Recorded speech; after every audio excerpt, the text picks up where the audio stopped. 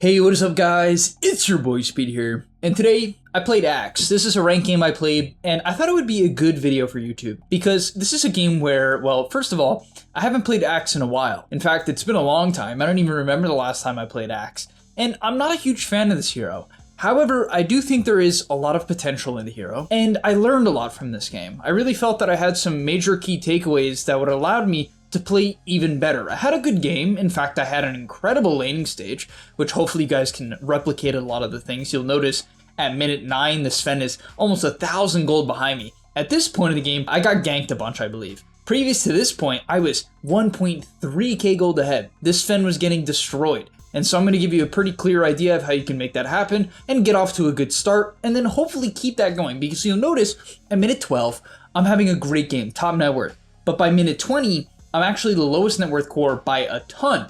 And that might seem insane, like Speed, you suck. Maybe I do, maybe I suck, but I learned a lot from this game because we turned it around, and I have some ideas about Axe that I think are very important. So without further ado, let's get into it. Alright, before we get into the main part of the video, I do want to let you guys know that I'm not only posting videos here on YouTube, I also frequently post videos on the website. If you don't know what I'm talking about, almost every single day I'm posting a new video to the GameLeap website. We're going to teach you guys in depth about how to get to the next level. So if you want to become absolutely broken and really take your game to the next level, I'm going to be able to help you, because sometimes the guides on YouTube, there's either not enough of them, they're not specific, or they're just tier lists, which I know you guys love, but at the end of the day, the GameLeap website is going to help you get to the next level. So click the link down below and sign up. So in terms of the laning stage, this is where I thrive. This is where my Axe is definitely cooking. Basically, I go for a pretty standard starting item build, 6 tangos, 2 branches, ring of health, and a quelling blade. Sometimes people will skip on the 6 tangos, and I actually could have this lane. I didn't realize I could, but Treant healed me more than I thought. So yeah, I ended up being okay there. Now the next thing I'm looking to do is use Battle Hunger either on the support or on the carry if there's nothing even close to being in last hit or deny range. If the Sven has stun, he'll probably be able to get a CS and get rid of the Battle Hunger, and therefore I just don't want to use it on him unless I know I'm going to get full value. And so you'll notice I'm not going to use it here. I'm just going to kind of hold it and wait for the waves to sort of reset. For instance here, this is a good time to cast it on someone. I decided to put it on the Tusk, which was fine because the guy hit an early level 2, and he was pretty threatening because of that. Now at this point, what's pretty important is that you don't overextend. Like, I've been spamming the Battle Hunger, and because of the fact that Treant's been trading pretty well, they're getting pretty low, right? The Treant was definitely doing a great job in this lane and was a big factor in why I actually won the lane. But you'll notice I'm going to keep Battle Hungering the support. I'm not going to put it on the carry in a case like this because he's going to pull aggro and might get a last hit. There's just a high chance it's going to end up becoming a waste, and I don't want to take that risk, right? So we put it on the Tusk, we're chilling. Now, in terms of diving, a lot of players would make the mistake here of overextending, overplaying their hand. And this is what's going to grief you. You're doing great, you're using Battle Hunger, you're using Spin, you're pulling aggro to make Spin useful, right? By making the creeps hit you, so you spin. But then you'll throw it all away in a situation like this. Notice how I don't double down on the kill. And maybe you'd think like, oh, there's a chance you could kill him. You're right, there is a chance I could kill him. My next auto attack wouldn't, because he's Warcried, right? He has 13 armor, right? So my next auto attack almost certainly would not. But right? I don't need to kill him. And this is what people think. They think, oh, I need to get the kill. Yes, getting the kill would be wonderful. It's first blood. There's definitely a chance. However, I make the good realization that there is a very high likelihood that I will get stunned under the tower, drop low, and then be equal HP with the Sven. And that will just completely throw away my lead. Instead, what I can do is just now maintain a good lane position. I can force him to ship a salve, which is already 100 gold. He doesn't feel good about that. And I can continue to use Battle Hunger just to get decent pressure. Same thing here. Not going to dive. Just going to let the guy sit low, and he's going to lose an entire creep wave. Losing an entire creep wave and buying a salve is the equivalent to a kill in most scenarios, right? Even in terms of XP swing, right? Because of the fact that, well, hopefully you're denying creeps as Tusk kills my courier, which gets rid of Battle Hunger, funny enough. From there, I pick up the Lotus and my Treant gets off a nice pull. This is obviously a good pull because of the fact that, well, we're owning the lane, and so getting the lane back is exactly what we want. And now, of course, because Sven was kind of zoned off, I'm going to go for a Battle Hunger and just continue to use my Counter Helix anytime they walk up to harass them out. Also note how I don't want to use Counter Helix unless I have to. I'm really trying to avoid pulling creep aggro unless I'm going to actually hit them with the Counter Helix, because otherwise I'm going to push the wave without meaning to, and I don't want to push the wave into Sven for free. I want to continue to just keep this guy low, bully him out, and deny creeps. You notice, once again, I don't really care if I kill him. I'm just preventing him from playing the lane, right? Look at the regen he's going to have to buy. It's going to start kicking in over time, and eventually he's either going to die or pop that regen and continue to lose health. This salve isn't even going to put him that close to full, right? That's the reality. And so now that he pops his salve, now his net worth tanks, right? A second ago, it's like, it's not that bad. It's that bad, right? Because this salve isn't even putting him into a very comfortable range. Right, I still have 4 tangos and a ring of health. I tried to cancel with the battle hunger there. That would have been huge. Couldn't get it. It's fine, but we're feeling great. Once again, another battle hunger on the support. This is particularly good if your support is trading with them. Because if your support's trading with them and you can get a battle hunger off, it just allows your support to kite them, right? Either in or out. If your support's trying to disengage, it helps. If they're trying to get auto attacks when the enemy's running away, it also still helps. Now from there, the lane is great, Sven is poor, and so I start dragging the wave. However, you do have to be careful about doing this, right? This is the most efficient thing you can do. You pull the creep wave to the creep camps. And so obviously I'm just trying to be efficient here. However, I need to watch if the enemy's making a rotation. Obviously I didn't see this coming, and as a result, I died to the 3-man rotation. Well, I guess kind of 4-man rotation to the bot lane. And this is just a general mistake because I can jungle. I can take Ancients with just with Vanguard, right? As long as you're level 5 with Vanguard, you can farm Ancients, you can farm the large camp. You just have to ship a salve if you're going to farm multiple sets of Ancients or a stack of Ancients. So you'll notice here, that's what I'm going to do. I ship a salve and I'm just going to farm because I know they want to keep making this play. Right? I know they're bottom. They just killed bottom. They're probably going to stay bottom. Maybe they could hit the portal and go for PA. That's fine. But I know they want to maybe try to like chain kill me bot. You can see the Tusk is still here. Pango probably still has TP. He does. And so I don't feel comfortable on Axe playing up. Heroes like Primal Beast or Darkseer or Centaur, all of these heroes have a good way to disengage. Axe doesn't have that. In order for Axe to get out and live ganks, he has to kill them, basically. Or pray to God battle hunger is good enough. You know what I mean? It's not reliable at all compared to heroes like Brewmaster or as I said, the Surge from Darkseer. There's just heroes with way better disengage in the offlane, and Axe isn't one of those heroes. And so you don't need to take the risk. It's just stupid to take the risk. And what about map pressure? Yes, that would be the fair point. The only reason, in my opinion, you should push in bot even if you think it's dangerous is maybe you need to free up the map for your safe laner. You need to take the risk, maybe take the chance of dying so that your safe laner can get some space, right? Kind of force the rotation. But even with hitting largely neutrals, we get a 10-minute and 30-second blink dagger on the courier, 11-minute off the courier. And from here is where I kind of think okay, no, here's not where I grieve. I guess after is where I grieve. This was good. This was just a TPN, right? Very early blink. They don't expect it because it's minute 11. So we get a dunk, battle hunger onto the Tusk. We chase down the Willow. This was great, right? This was wonderful. The game is huge. I'm mega farm. We're feeling wonderful. I'm back to farming. But this is actually where I think I should continue to slow down the pace of the game. And here's why. Take a look at my heroes on my team. I have a Tree, a Furion, a Timber, and a PA.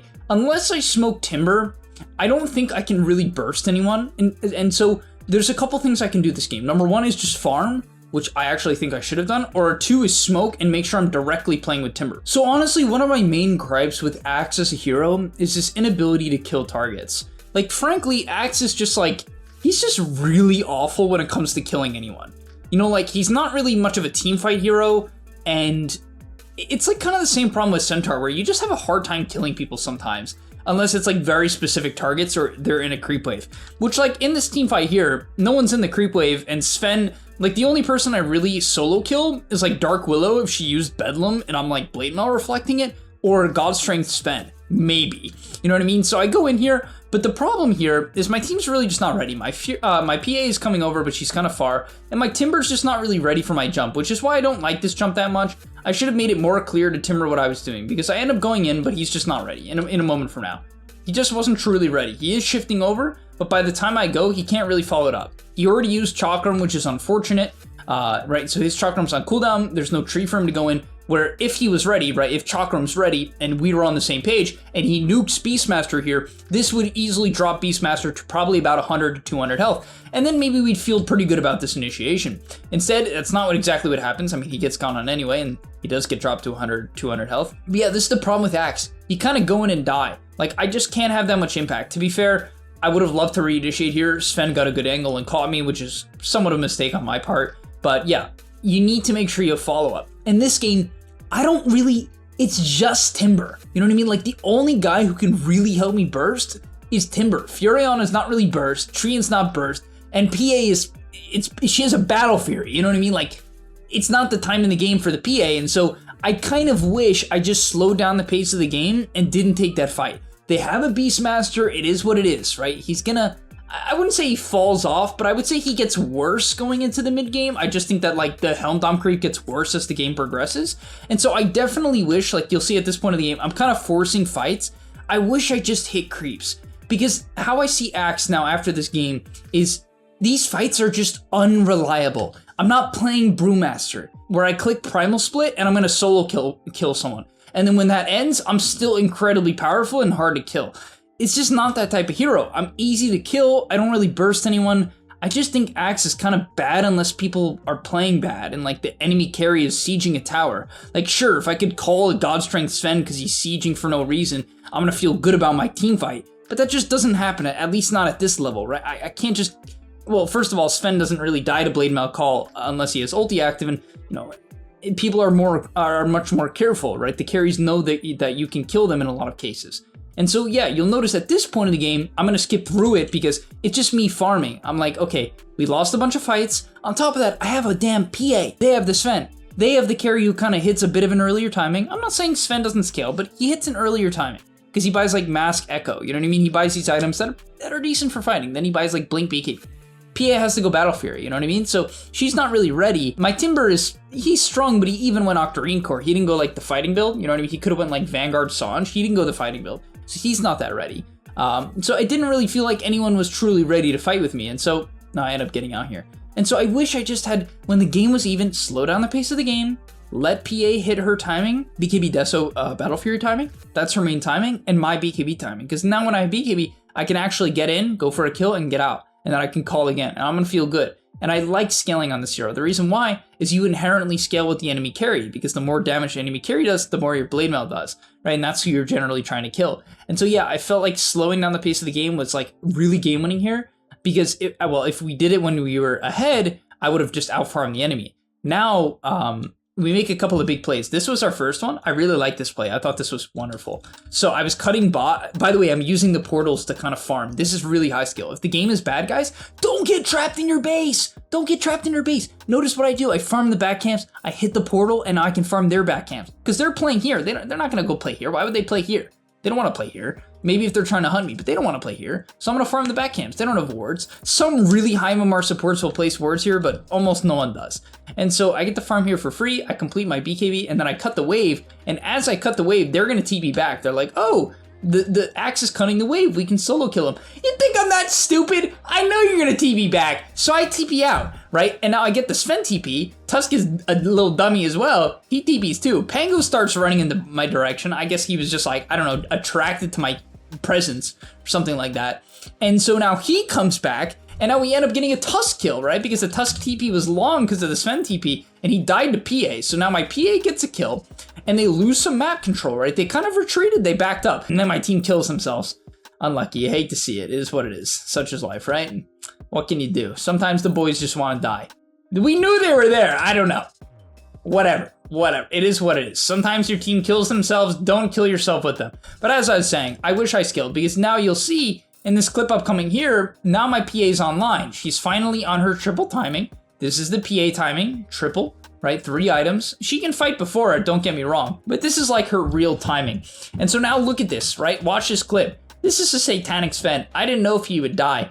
Joke's on me. If he doesn't have Warcry active, he dies. Sven without Warcry, like, really dies to PA. It's like he really dies. Oh my god. Damn. I was even surprised how fast he died. It seemed really, I guess my PA was level 18.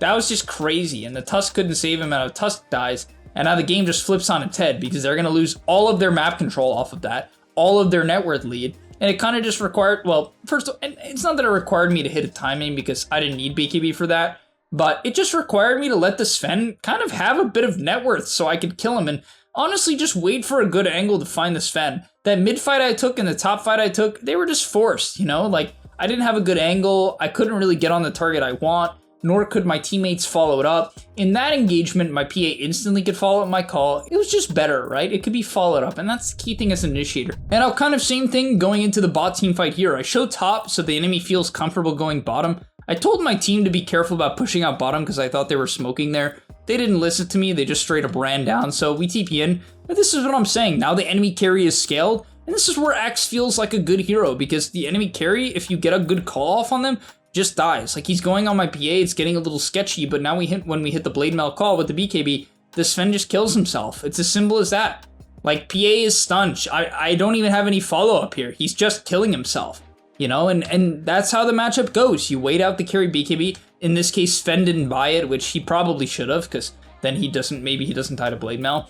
But yeah, he didn't go BKB, which is stupid, and I call him and he dies from full. And so I just wish I had slowed down the pace of the game, you know what I mean? I think a lot of people will disagree because they're like, oh, I kill everyone in the early game as Axe. It's like, maybe the enemy is like clumping up. You know, the lower MMR you go, guys, the more people clump up. Like, you're gonna hate me for saying this, but my roommate, I live with 2 other guys, and one of them has been getting into League. And so we play these like really low MMR League games for fun, and people just clump up like crazy, right? Because I'm in these like bot lobbies, and people just clump up. The lower you go, the more people clump. And so honestly, I'm surprised teamfight heroes don't have higher win rate. Because like, people just like, literally they're holding hands. They're like, it's kind of crazy. But all right, thank you guys so much for watching. Hopefully you enjoyed, hopefully you learned quite a lot. From here, I was gonna go Octarine Core into Refresher. I just like being able to go into the Refresher build. I should have disassembled my Vanguard into Octarine. It's bad that I didn't. It's because I don't really want the Vanguard at this point. Crimson is very good this game. It's actually insanely good, but yeah. Thank you guys so much for watching. I'll see you in the next one, and I'm out. And that's all, but remember, before you leave, come on, before you tune out, subscribe to the Game Leap website, where we are going to help you get to the next rank. If you're stuck, click the link down below, and I'm out. Peace.